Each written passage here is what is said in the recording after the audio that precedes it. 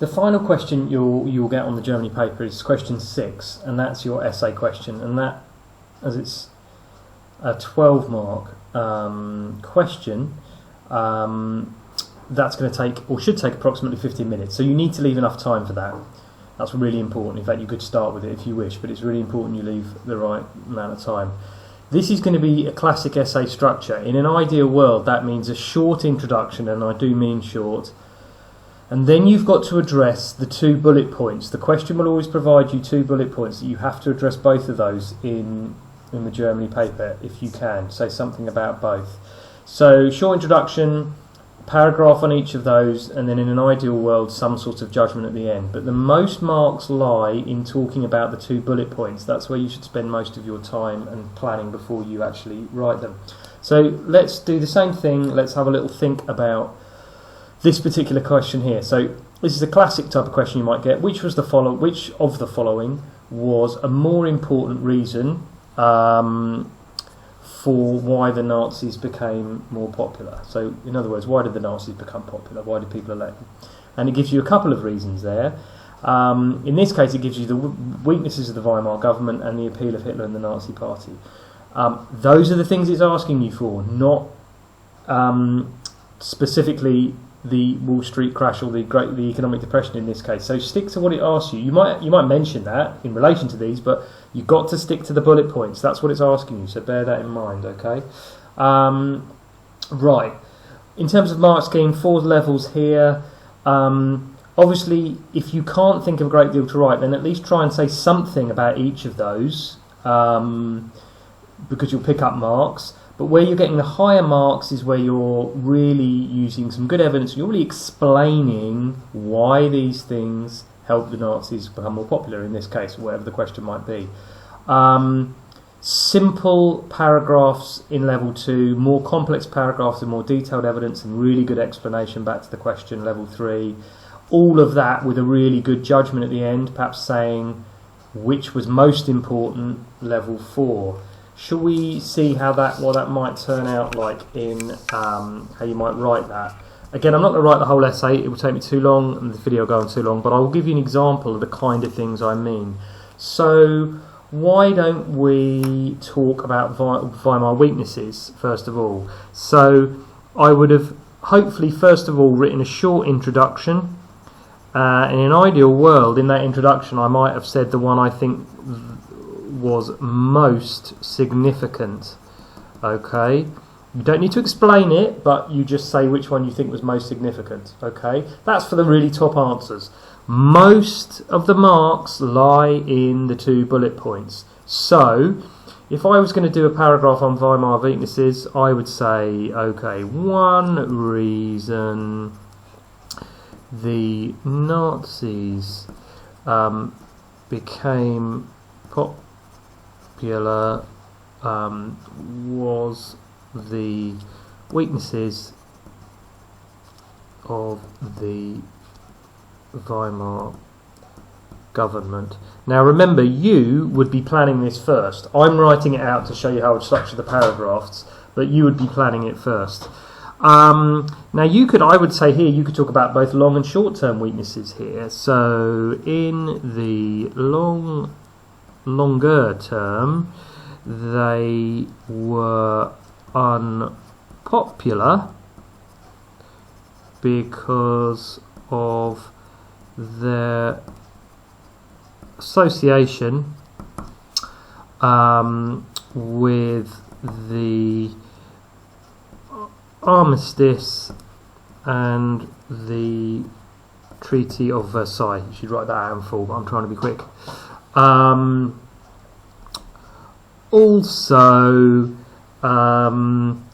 the system of voting, proportional representation, remember, caused multi-party coalitions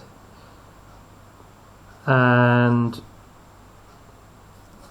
leading to disagreement and frequent elections. Okay.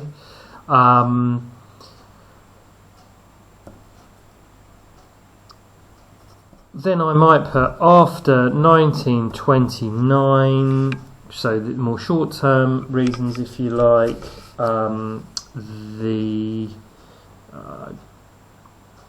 the Weimar politicians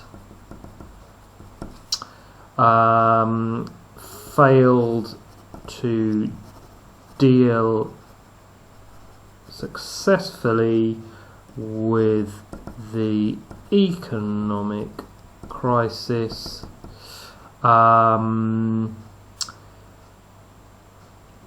raising taxes, and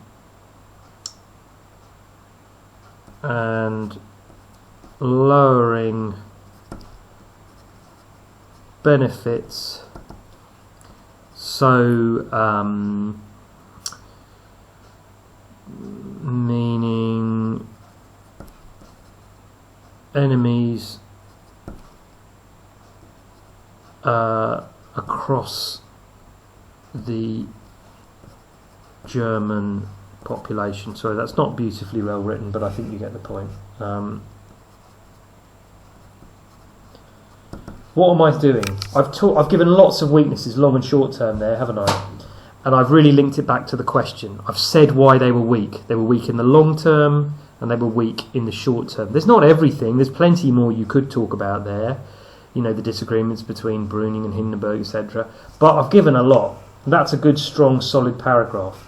Now, ideally, you'd want to say something like that about their weaknesses.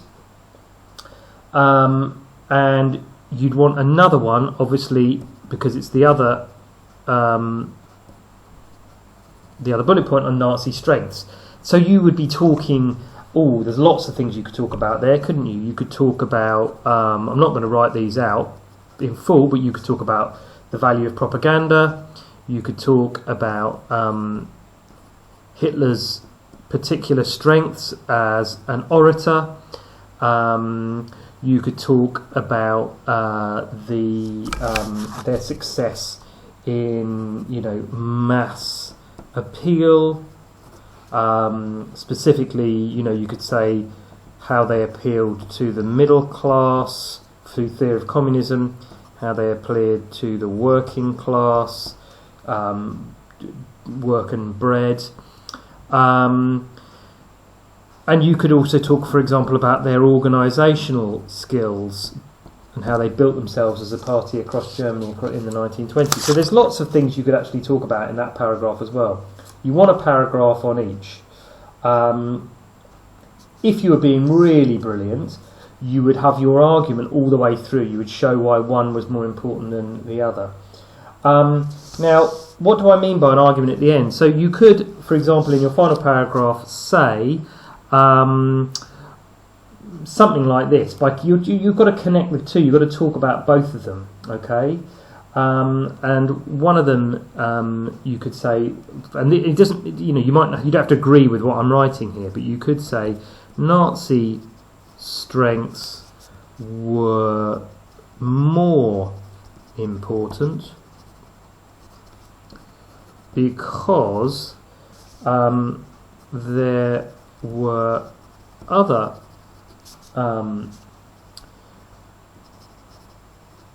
extreme parties that failed to take advantage of the Weimar weaknesses as successfully as the Nazis. The communists, for example, could not attract the broad base of support enjoyed by the Nazis. Okay, they were the only party capable of exploiting the weaknesses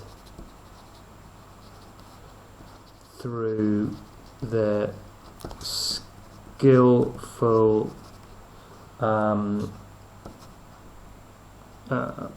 political